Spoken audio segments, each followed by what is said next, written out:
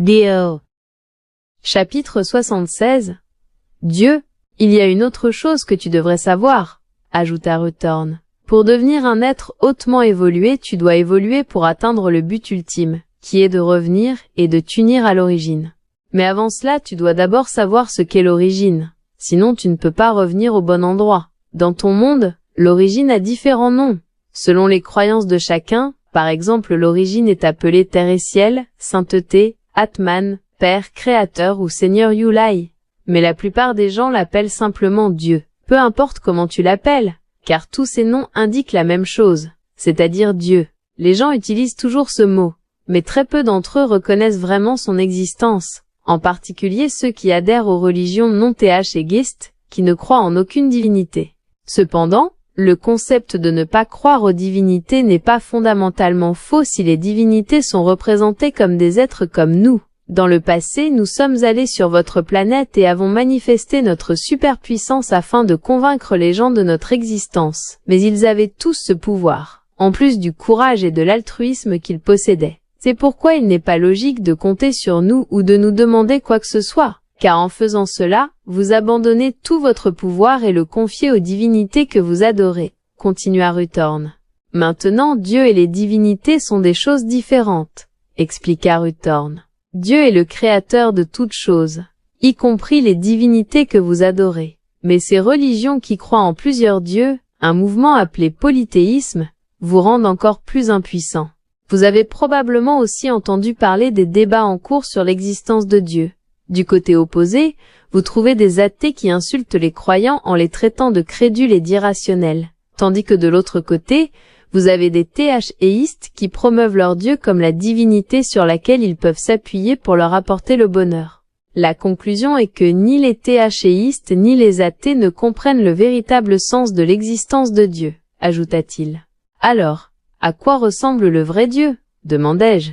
Je vais te donner un exemple pour illustrer ce que je veux dire, dit Ruthorn. Imagine une pièce remplie de robots que tu as construits. Si quelqu'un leur demandait à quoi ressemble leur créateur, ils imagineraient naturellement une image de Dieu basée sur leur propre apparence. Par conséquent, ils décriraient leur créateur comme un petit robot portant une longue robe blanche, descendant du ciel et proclamant « Je suis votre créateur ». Ruthorn imita la voix du petit robot Dieu. « Ha ha ha, ris-je, tu as un bon sens de l'humour. C'est drôle, n'est-ce pas? Mais sérieusement, à travers les âges, les gens de votre monde ont toujours conceptualisé Dieu comme une image d'eux-mêmes.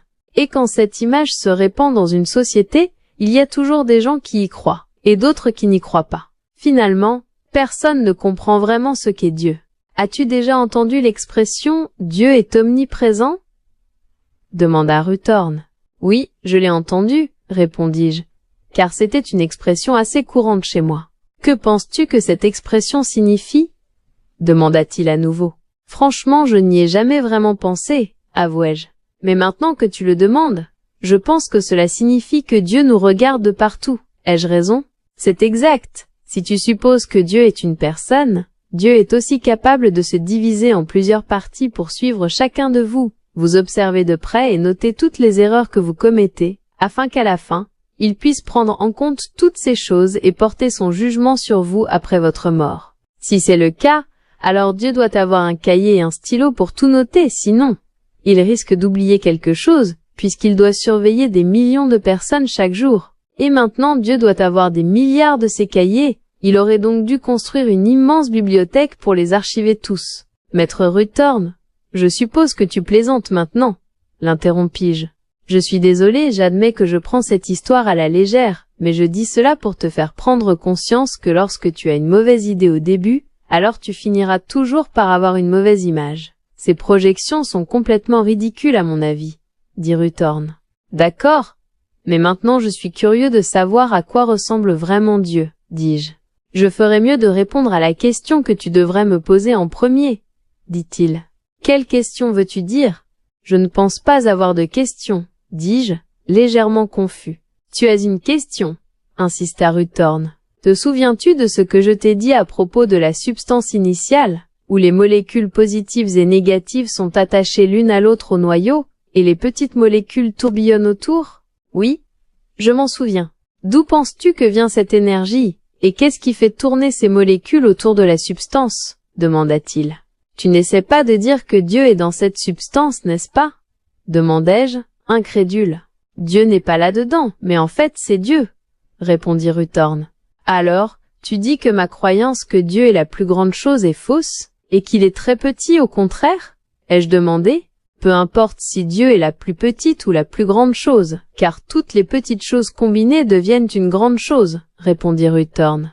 Ce qui est plus important, c'est d'accepter qu'il n'est ni une petite ni une grande chose, mais qu'il est tout. Peu importe si quelque chose est solide, liquide ou gazeux, ou vivant ou non vivant. Et peu importe si c'est une plante, un animal ou un être humain, car chaque chose est faite de lui. Et c'est le véritable principe qui explique l'identité de Dieu, conclut Ruthorn. J'ai réfléchi à ce qu'il avait dit et j'ai commenté. Cela semble comme s'il était sans vie et sans cœur. Ruthorn fronça les sourcils. Votre peuple commet souvent l'erreur de supposer que ce qui fonctionne naturellement et fait partie de tout, ne peut pas avoir une conscience. Penses-tu vraiment que le créateur du monde, de l'univers et de tout ce qui existe, n'a pas sa propre conscience de soi? Continua Ruthorn, me renvoyant ma question. Eh bien, puisque tu sembles tout savoir sur les créations de Dieu, le monde, l'univers et les humains, comment l'expliquerais-tu? Je le mis au défi. Dans l'imagination humaine, à part imaginer Dieu ayant la même apparence que vous, il a aussi le pouvoir magique de créer le monde entier en une fois abracadabra. Il a créé le ciel plein d'étoiles, abracadabra. Il a créé l'univers et le cosmos, abracadabra. Il a ramassé une poignée d'argile pour créer le premier couple, un homme et une femme.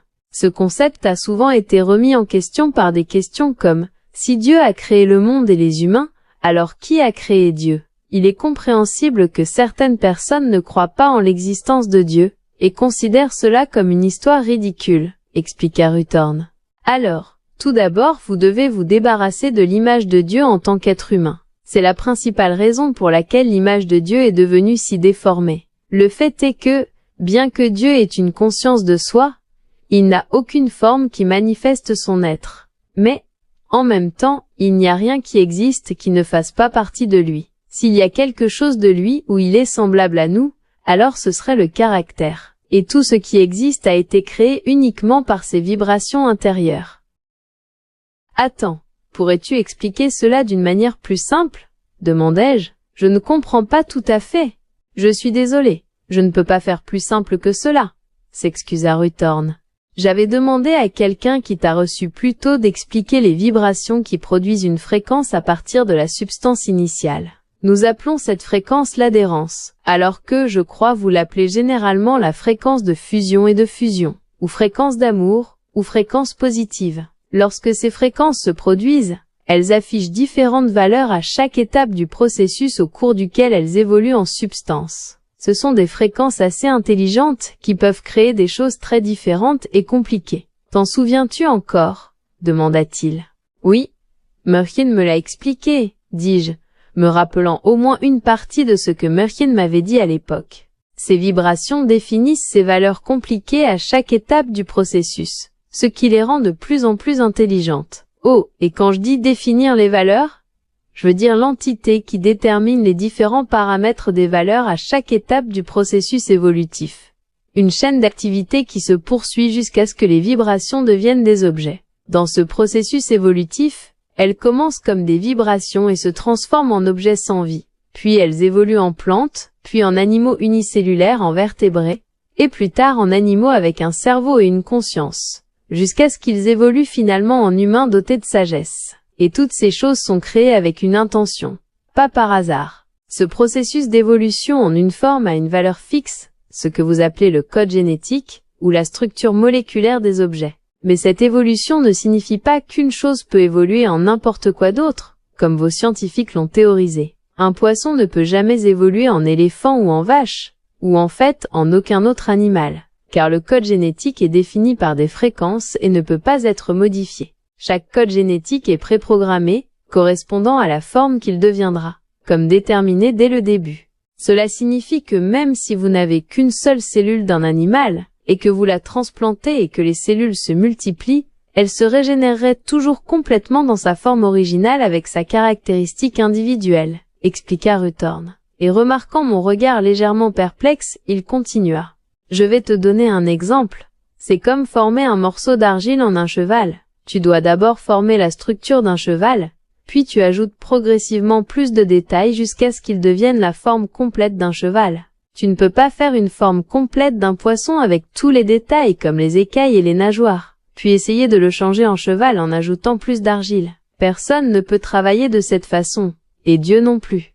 Maintenant, revenons au sujet, continua Ruthorn. Ce que je dis, c'est que toutes les valeurs ou codes n'ont pas été définies accidentellement, et puisque celui qui a fait le travail de définir ces valeurs devait être si plein de sagesse, ce ne pouvait être personne d'autre que Dieu. Puisque seul Dieu a cette sagesse, seul lui peut déterminer les valeurs à chaque étape des vibrations, à chaque étape du processus de création de la qualité, à chaque niveau d'occurrence du début à la fin, afin qu'il obtienne exactement ce qu'il a prévu. Comprends-tu maintenant ce que je veux dire? Demanda Ruthorn, me regardant comme un professeur sévère. Oui, je pense que je comprends maintenant, répondis-je. La vérité est que Dieu est tout. Il est les particules qui sont dispersées dans les champs d'énergie de l'univers. Il est le seul à déterminer chaque création. Il n'a lui-même été créé par personne.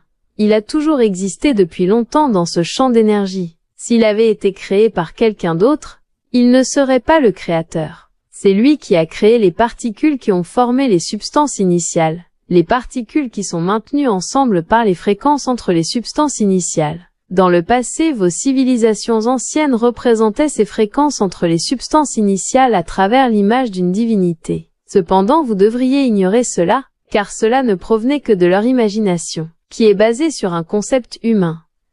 Ruthorn fit une pause, puis dit lentement. Il y a une autre question que toi, et tout le monde dans ton monde, devriez vous poser. Une autre question? Laquelle? Demandai-je. Eh bien, répondit-il, vous devriez demander pourquoi toi, et pourquoi tout le monde, devait connaître Dieu. D'accord, alors je vais te demander. Pourquoi devons-nous? Répondis-je. Je vais te dire pourquoi. Comme tu as les particules de Dieu en toi, tu fais partie de lui. Tu es né de lui et tu reviendras le rejoindre à la fin. Pourtant, en ce moment, ceux qui sont sur Gaïa et qui se sont portés volontaires pour effectuer les tâches dans la salle des machines de l'univers sont presque complètement coupés de lui. Outre la mission pour laquelle tu t'es déjà porté volontaire, la prochaine mission que tu dois accomplir est de revenir de la salle des machines et de te réunir à nouveau avec Dieu. Et c'est la raison la plus importante de connaître Dieu, souligna Ruthorn. Je restai silencieux pendant quelques minutes, réfléchissant à ce qu'il venait de me dire. Puis je dis, eh bien j'ai une question maintenant. Voici, did Ruthorn encouraged?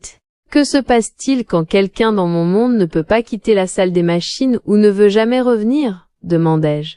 Revenir ici est le devoir de chacun, répondit-il. Mais si quelqu'un ne peut pas revenir, son âme restera coincée là-bas pour toujours. En conséquence, les âmes des autres membres de son groupe ne seront pas complètes, et ils ne pourront pas non plus s'unir à Dieu. Ils font tous partie de ton âme. Ils attendent ton retour pour achever la réunion en un seul. Et ils vivent tous sur Tuengra.